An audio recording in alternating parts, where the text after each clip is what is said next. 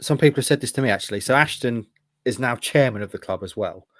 Essentially, the emperor of Ipswich Town.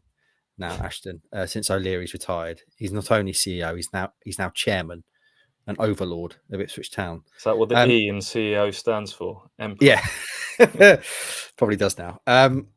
But clearly, Ashton is Mr. Relentless.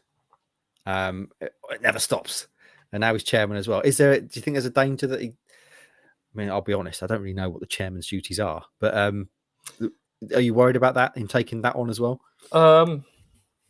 Not necessarily, no, because I think Michael O'Leary will still be that kind of wise sounding board for Mark Ashton from afar. It's not like Michael O'Leary was a day-to-day operations guy at Portman Road. He wasn't. He lives, I think, over Oxford Way, and he was at games and was as more I think to be a kind of someone who knows Mark Ashton very well, having worked together on and off for years, to be that guiding hand. And I think his main role, his legacy really was getting the takeover over the line.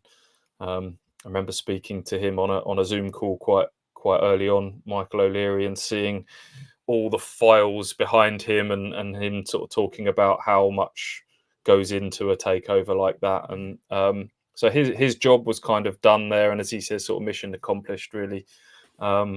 I don't think it's going to suddenly add masses to Mark Ashton's workload. I know Luke Verhan has stepped up his kind of his duties over the last 12 months and has now got a place on the board as well. So it doesn't bother me too much on that front. It's not like we go back to the sort of back end of the Marcus Evans era, where I did feel that Lee O'Neill was massively taking on too much.